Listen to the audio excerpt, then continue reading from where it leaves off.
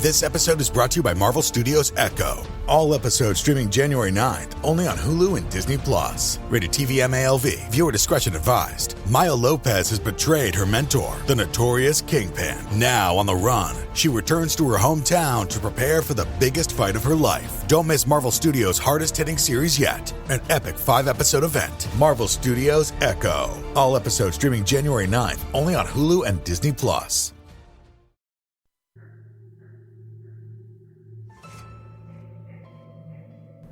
Hello, and welcome to Scare You to Sleep. I'm your host, Shelby Scott. How are you this week? You know, it's been a while since I've asked you how you're feeling, and I want to apologize for that. Our time together means so much to me. I hope your autumn is off to a great start.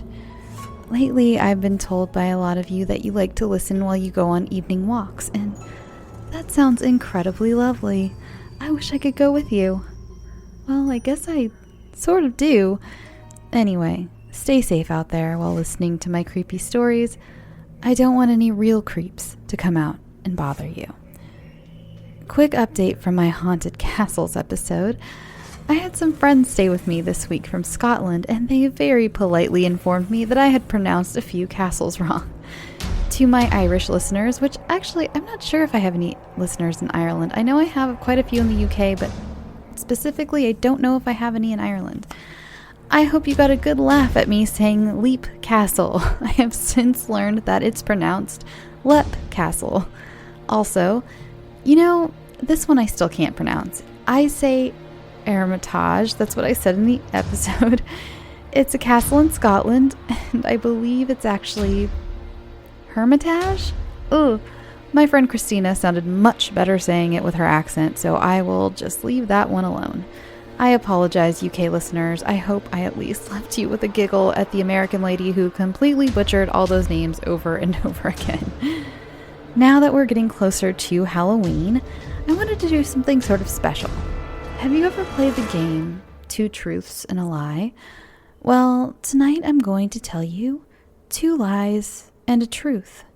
I have 2 scary Halloween-themed stories, along with 1 true crime story that took place around Halloween. The first story of the night is by Reddit user notyourcure, and it's called Don't House Sit on Halloween.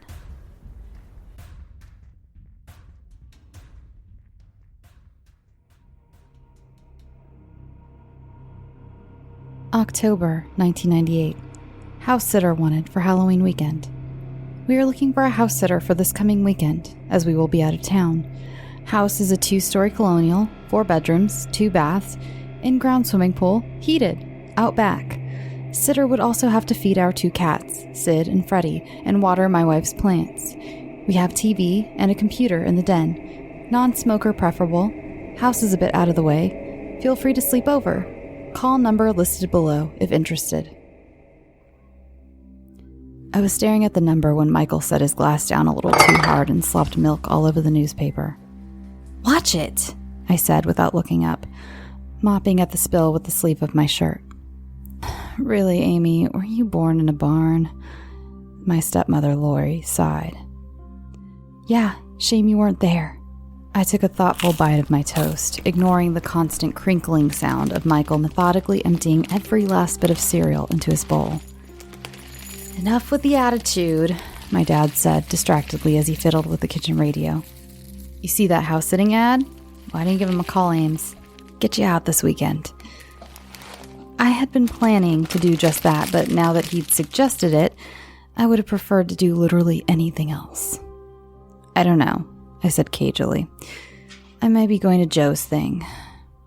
"Oh, Joe's thing," Michael said in a high-pitched Looney Tunes voice only a 12-year-old could make properly grating, and I scowled at him briefly. Dad glanced over at me and frowned. "I thought you 2 broke up." I shrugged as if it was debatable, when it really wasn't. I didn't have any serious intention of going to my ex's Halloween bash. I just wanted to drag my feet about this house-sitting thing, now that he'd mentioned it. "Well, you could certainly use the cash," Lori said a little too brightly. That store pays you practically nothing. And since you never ask for overtime... Jesus Christ, I'm calling them, all right? I muttered. Getting up from the table and shoving my chair back, I stalked over to the kitchen phone, dialed the number, and made faces at my family while I listened to it ring. I was about to hang up and declare it a lost cause when a woman picked up. From her voice, I got the image of a perky perm, a spray tan, and affairs with a tennis coach. Hi, She sang. this is Misty. Are you calling about the ad? Yes, I said, a little off-put by her cheeriness. It was only 9 a.m. Yeah, I am. My name's Amy. I can be there at 10 a.m. on Saturday. How much? $100 a night. She said, rapid fire. And I blinked in surprise on the other end. $200 for 2 days of house sitting? And all they wanted me to do was feed the cats and water the plants? I wasn't about to argue with that. Yeah, okay, I nodded enthusiastically, even though she couldn't see me. Uh-huh, see you then, Misty. Thanks a bunch, chickadee. She chirped and hung up. The chickadee thing would have come across as patronizing at best, had she not sounded so earnest.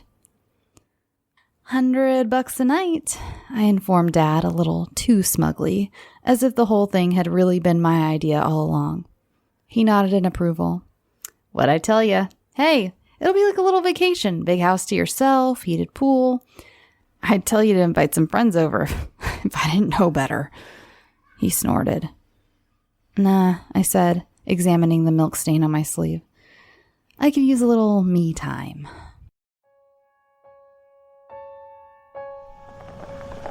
It was a real pain in the ass to find the stupid house. I got turned around 3 times before I found the right road. One of those private ones with the little signs at the turn. And I winced every time my car went over a bump. It was mostly gravel. The house was pretty, though. Set back in the woods with a sprawling front yard and a clean paint job. Whoever did their landscaping was probably making a ton. I parked in the wide driveway and started up the walk when the door opened and a middle-aged couple came bustling out, luggage and all. You must be Amy, the woman said. She looked like a brunette Farrah Fawcett with a sunny smile and taut skin.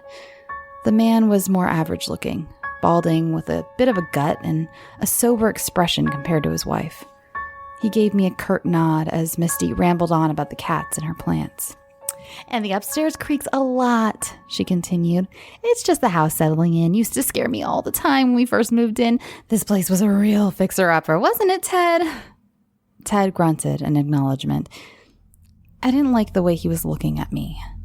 Not like he was leering at a grungy community college dropout in flannel and acid-wash jeans, but like he was judging me or something. I settled into a solidly working-class glower, and he averted his eyes as if slightly ashamed. We should get on the road, Misty. Of course. She pressed an envelope into my hands. Enjoy your stay, chickadee. I waited until they were pulling out of the driveway to rifle through my small fortune before shoving the money into my backpack and stepping inside the house. It was a little too brutalist, modern decorated for my personal taste, but I wasn't here to give them a makeover. I walked through the rooms once, poking my head in the closets and drawers like the voyeur we all secretly are, and gave the pool an appreciative once-over. I hadn't brought a bathing suit, but that never stopped me before. I was kind of surprised they'd paid me beforehand. What if I trashed the place? I'd never thought of myself as coming across as the responsible type before, but there was a first time for everything. I went on a hunt for the cats, which took me the better part of an hour, and finally found one in the laundry room in the basement and the other in the den, on the desk chair. I was more of a dog person, but they looked fat and lazy, so I didn't think they'd be much of an issue. Then I poked around a bit more, trying to piece together what Misty and Ted were like. As far as I could tell, they had a kid, or at least Misty had a kid, judging by the family photos downstairs. It looked like Ted was the stepdad in this scenario. He seemed like the type. Judging again by the photos, the kid was more of a man now, probably at Waite, some nice college like everyone else I'd gone to high school with. Meanwhile, I was firmly settling into the role of disaffected townie who bagged old people's groceries at the supermarket and spent my free time getting high with Joe and his friends. At least until he knocked up Melanie. I really wasn't interested in being with a guy who was going to spend the next 18 years skipping out on child support and passing his kid off on his mom. Besides the fact that he cheated on me with a former cheerleader who used to throw shit at us at lunch. I made myself lunch in their somewhat sterile-feeling kitchen, ignored the occasional creak from upstairs, and watched television for the next few hours. One of the cats, Freddie, I think, wandered into the living room at one point and took the armchair across from me. We ignored each other in comfortable silence. I actually dozed off at some point. Or I must have, because when I woke up again, it was dark enough outside to warrant turning on some lights, and Freddie was gone. I turned off the TV and flicked on the lights in the living room and kitchen. I hadn't realized how quickly it seemed to get dark out here in the sticks, with no streetlights or traffic. The only sound outside was the wind and the trees. They probably didn't get many trick-or-treaters, if any. I hadn't really noticed any Halloween decorations besides a small pumpkin on the porch. And they hadn't said anything to me about handing out candy. Besides, there were no cars in the driveway, and I wasn't turning on the porch light. People would probably assume no one was home, which was just how I liked it. Maybe I should have been a little nervous at being in a strange house by myself at night, but I've never really been a paranoid person, and I reasoned that I'd been way more likely to get into a car accident on the way here than of getting into some kind of trouble out here. They probably didn't even lock up at night. You'd have to really be looking for this house to find it. But maybe I should have brought a book or something, because I was beginning to get bored, even though my work was almost half done. I ignored the growling of my stomach again and stumbled upon a record player in the hall. Smiling, I rifled through their musical selection. Ted clearly had varied taste, and pulled out Born in the USA.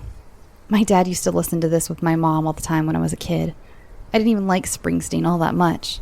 It was 98. I was more into garbage, but it was worth it for the nostalgia alone. At the very least, their house had good acoustics. Bopping a little, I swayed into the kitchen and rooted through their fridge, coming up with a bottle of Merlot. Might as well live the high life while I was here, right? I poured myself a glass, Misty probably wouldn't mind, and stepped out into the back porch, staring into the tree line. I wandered over to the pool and, after some debate, took off my jeans and sat in my underwear on the concrete, dangling my legs in the warm water and rubbing at the goosebumps on the back of my neck. The music sounded strained and warbly, filtering through the ajar back door. I kind of liked it. I took another sip of my wine and leaned my head back, closing my eyes and pretending I was some sophisticated socialite, married to a famous actor in some meaningful state like New York or California, enjoying the peace and serenity of our multi-million-dollar mansion before hosting a soiree or whatever rich people did. The record cut out suddenly, and I opened my eyes. The spell broken. Muttering to myself, I swung my legs up and out of the pool and plucked up my jeans, padding barefoot into the house. Probably one of the stupid cats messing around with shit. I elbowed the door open as I clumsily tried to put my jeans back on. My legs were shaking from the chill now, and I was all too lazy to get out the change of clothes I'd brought with me. When I caught the sight of the record player, it hadn't just stopped. The record had been taken off it entirely and was sitting beside it. "What the fuck?" I said aloud, and slipped on the tile floor, which was wet from pool water. Gripping onto the kitchen counter, I looked around wildly and locked eyes with the man standing by the pantry. Or I would have, had he not been wearing a mask. I don't know what the mask was, some kind of skull or zombie or demon, because I was too busy screaming, loudly, letting go of the counter and darting for the still open back door. I promptly tripped over my own half-on jeans, kicking them off frantically, and was scrambling for the porch when a gloved hand closed around the back of my neck, hauled me completely off my feet, and shoved me backwards into the stovetop. I slid limply to the floor in shock. "It's Halloween," he said, speaking in a fairly normal tone, as if we were just having a little chat at the kitchen island. "I want to play a game. You're going to hide, and I'm going to find you. Okay?" "Fuck you," I said, breathlessly, too surprised to be terrified, and made a run for the hall since he was blocking the back door. The front door was locked, just how I'd left it, and quickly realized I didn't have time to unlock it with him in pursuit. Instead, I changed course and raced upstairs like every idiot in a horror movie. I could hear him suppressing laughter as he followed. He was probably getting off on this or something, like some bad porno. Well, I had other plans. I raced into the bathroom, slamming the door behind me and locking it, and began rummaging through the drawers until I came up with a pair of scissors. The doorknob jiggled. "Don't worry," he said. "I'll wait. We've got all night, bitch." I clicked the scissors experimentally in response, then stepped back and glanced at the shower curtain. He slammed his shoulder into the door as I ripped it off the rod. Wood splintered, and I heard him rear back to try again, breathing harshly. I unlocked the door and yanked it open as he surged forward, throwing the curtain in his face and driving the scissors into his pants leg. He screamed, and I pulled them back out as I rushed past him and into the hall. That should slow him down. Maybe. I was nearing the bottom of the stairs when he charged after me, knocking us both to the floor of the foyer, tracking blood across the pristine carpeting. "I was going to be nice about it, Amy."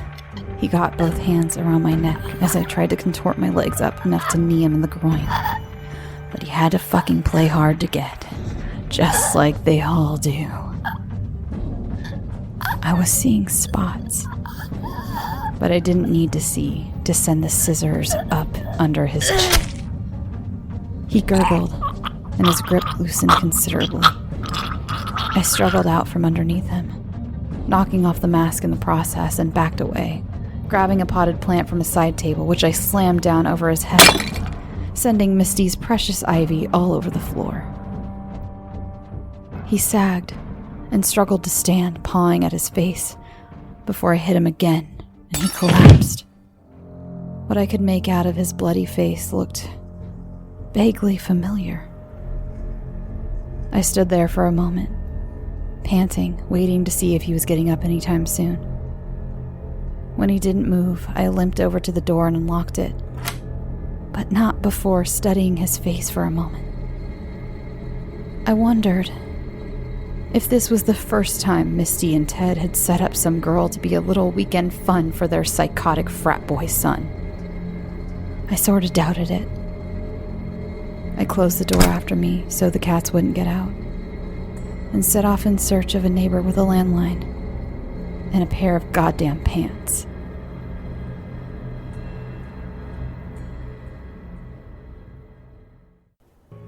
This next story I'm very excited to share with you because it was written by my husband, James Scott. I'm just so stoked. He's a great writer. He doesn't write horror very often, and when he showed me this one, he sent it to me, and I was just, oh my god, it's really good and scary, and it gave me the heebie-jeebies while I was recording, I have to be honest. All right, you guys, this is The Visitor.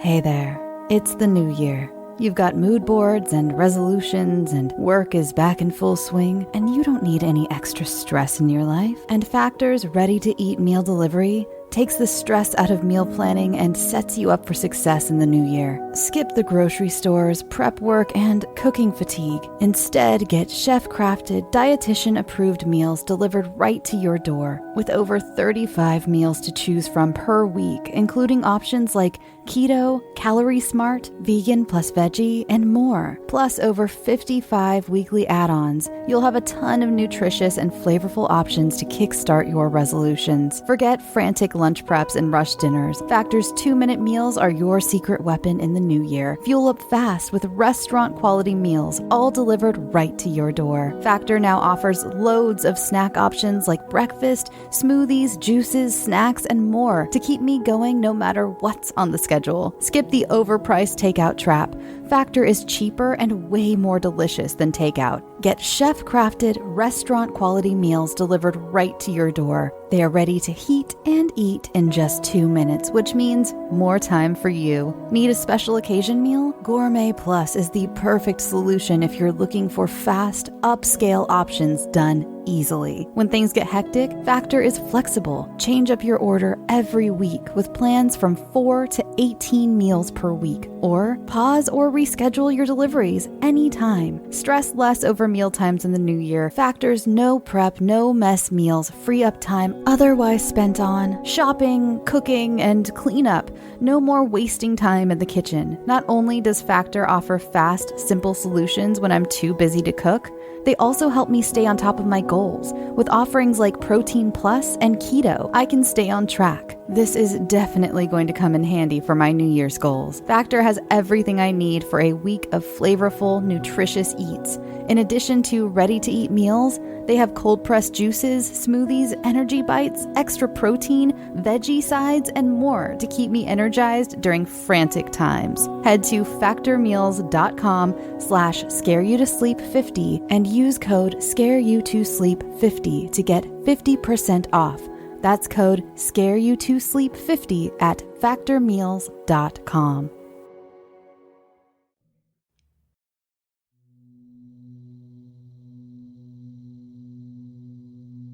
Thurmond, West Virginia, as it is today, is a very different town than Thurmond in the early 1900s.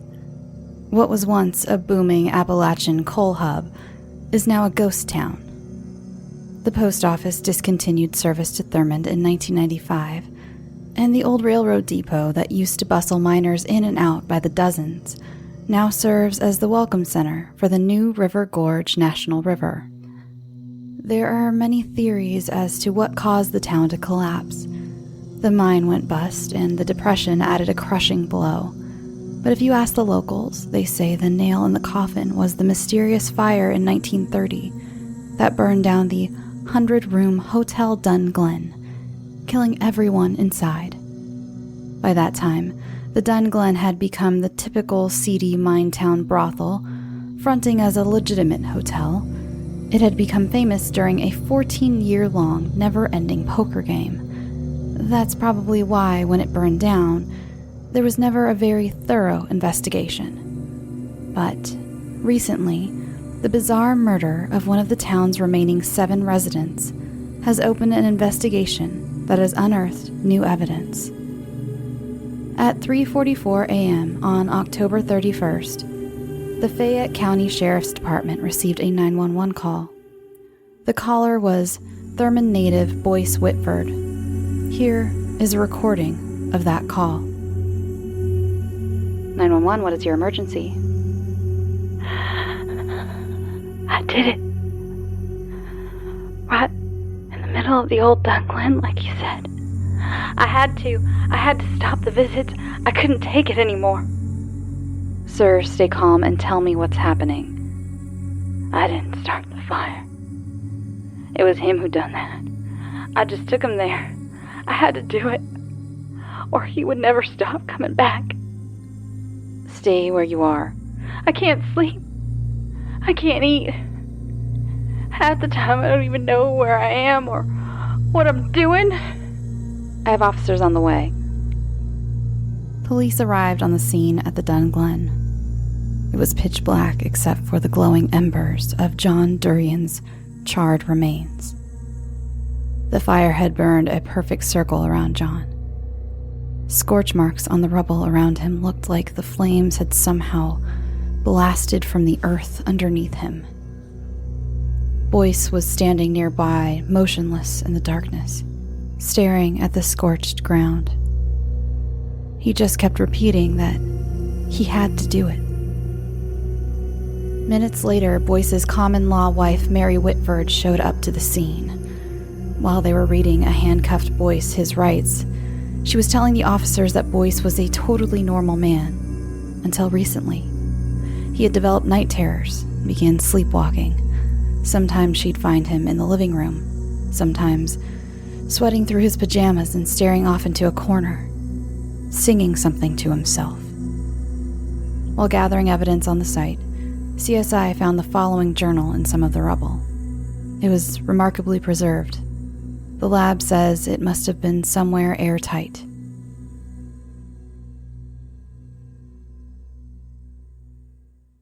July 25th, 1930. Well, it's official. I've gone mad. I feel I should document this due to an overwhelming sense of doom. I've been having night terrors, night after night. I'm currently living at the Dunglen Hotel, and my neighbors grow tired of my screaming. I think the mind must be getting to me.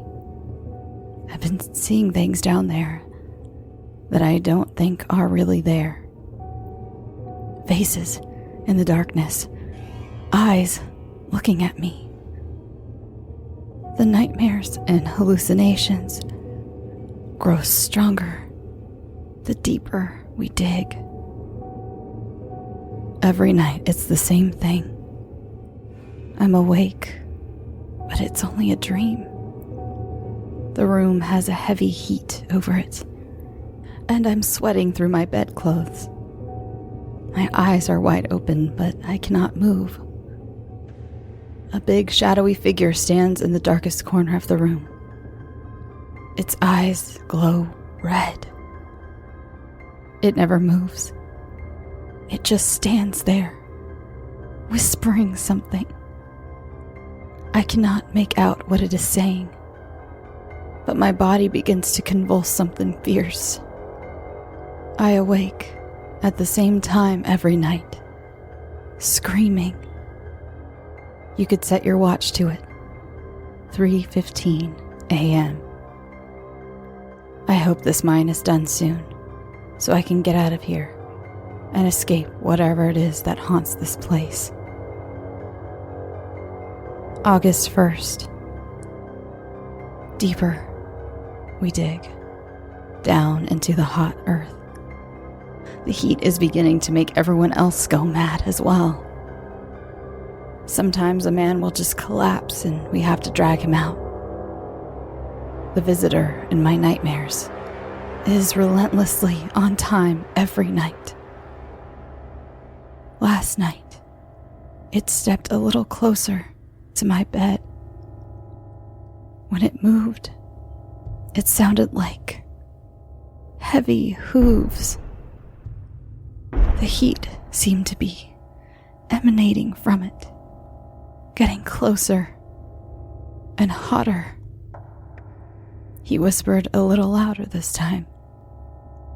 I could almost make out what he was saying and could see its giant silhouette standing in the corner.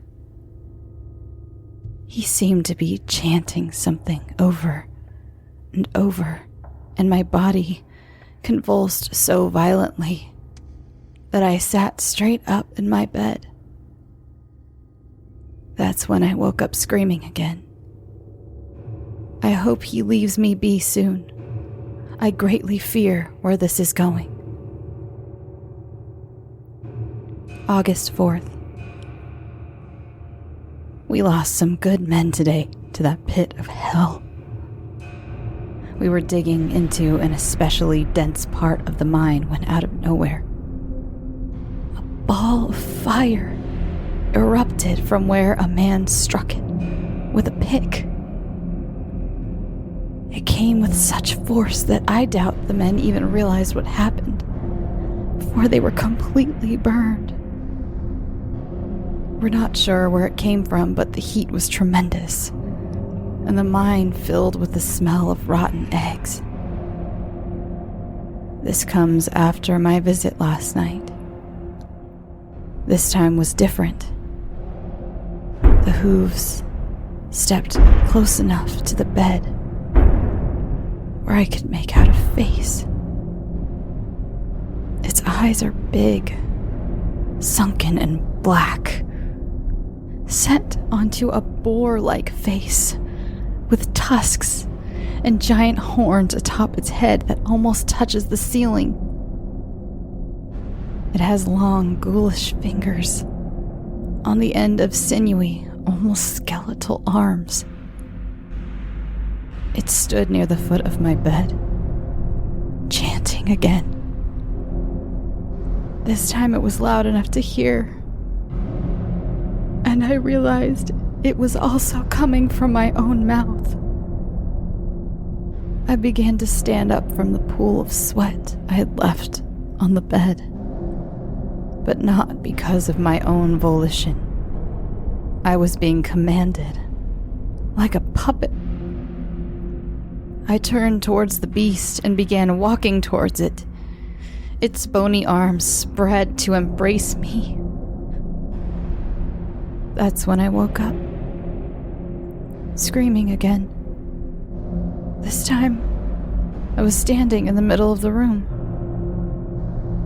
I'm beginning to think these aren't just dreams. August 20th. It's been some time since I've documented anything. I've been losing track of time and try to only sleep when my body gives out in hopes that I can avoid the beast for as long as possible. I began losing myself, forgetting things that happened during the day. By now, entire days go unaccounted for. I can't tell what's real and what's not anymore, and the chanting from my nightmares is always in the back of my head, like a buzzing bee that I cannot swat. I see the beast sometimes in the mines now, and the visits have only grown more terrifying. Last night, I awoke at 3 a.m. again. When I opened my eyes, the visitor was standing right above my bed, face to face with me. Its eyes staring through mine, its sulfuric breath hot on my body. The heat was almost unbearable. I could feel my skin sizzling. The chanting grew louder and louder from both of us. As I looked deep into its black eyes, I could see fire burning from behind them. I rose up straight from the bed onto my feet, my sweaty body stiff as a board. I felt as though the beast and I had become one, like it was somehow in me, controlling my every move. I've never been a religious man, but I think it might be time to find an exorcist. It seems that it wants to use me for something evil. August 27th. I have to sleep, but it won't let me. Woke up standing in the hallway, babbling about setting a fire. Maybe burn the beast. Maybe sleep. Its eyes are everywhere. I hear the hooves behind me, watching over my bed. The goddamned heat. Fire. Only way. August 25th, 1930. Resistance is for the weak. The gates of the nether will only open for the willing. I will do the king's bidding. Fire must cleanse this ground and make way for the new regime.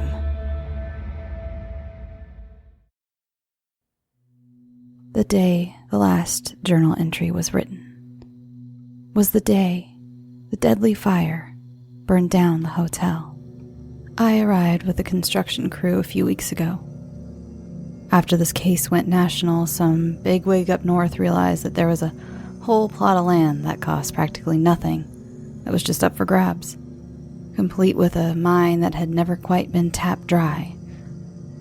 We're here to put up cheap lodgings for the new miners that will be coming into town as soon as all the permits to begin digging again go through.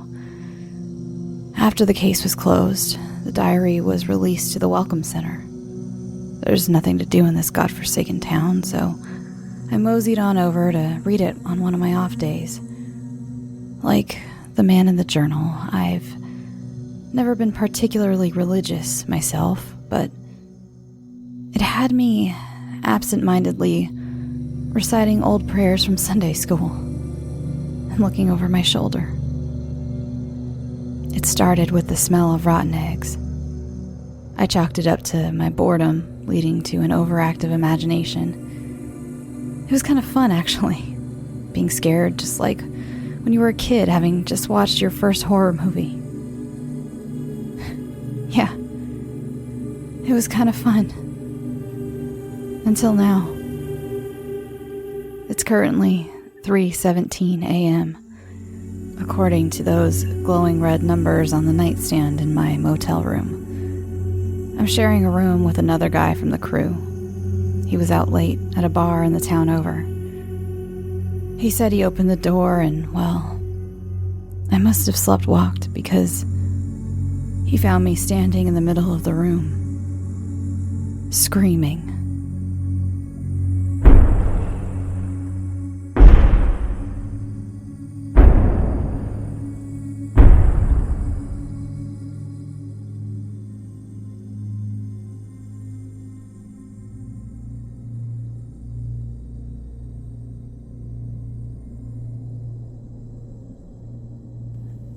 For our last segment of the evening, I'm going to tell you about Patricia Ward and her son Derek. Patricia Ward had worked as a language arts professor at Farmingdale State College for 28 years. A spokesperson for the school described Patricia as well-liked, well-known, and well-respected. Derek, her son, lived with her. He was unemployed, and according to Reverend Robert Lubano, who was Patricia's brother, Derek suffered from an undisclosed mental illness that was left untreated. I found a few sources who seemed to list different diagnoses, but I couldn't find any confirmation, and I don't want to speculate.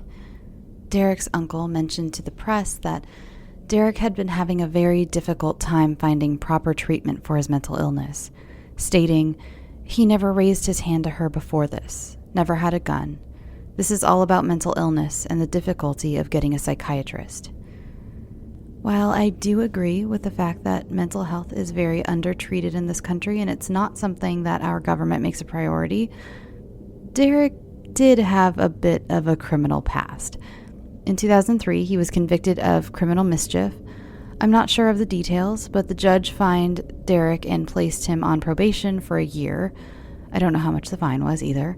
In 2006, he was arrested for possession of drugs and a 9mm handgun. That time, he was handed jail time, 45 days of it, and 3 years of probation. I'm not sure if his uncle just wasn't aware of that charge or, he was grieving. Who knows? That statement was probably not a lie, but just something that he kind of said in grief about his nephew and the loss of his sister. On October 28th, 2014, just days before Halloween, Derek attacked his mother with a kitchen knife. He stabbed her several times and then proceeded to use that same kitchen knife to decapitate her. Derek dragged the head and the body down the stairs of their apartment building, through the lobby, and into the street. A neighbor drove by and witnessed him carrying the body. They assumed it was just a morbid Halloween decoration, saying that there wasn't a ton of blood, and of course it was also the perfect time of year. The witness did describe one thing that, while creepy at the time, was so much more terrifying later when it was discovered that this was not just some Halloween decor. Derek walked up to the decapitated head of his mother and proceeded to kick it hard, and it rolled 20 feet down the road. Derek wasn't done for the night. He then walked a mile to the closest set of train tracks, where he waited until a train came speeding by, traveling east from Penn Station. He jumped in front of it, and he died instantly. The connection between this mysterious man who committed suicide by train and the headless woman in the middle of the road was not immediately apparent. It took a while to identify both bodies and the condition they were in. I wish I had more information for you, but there seems to be more questions than answers for this one. The only person who could ever tell us why took those answers with him when he jumped in front of that train. That concludes this week's Halloween true crime tale. I suggest giving your neighbor's Halloween decorations a quick poke, just to be sure they aren't real.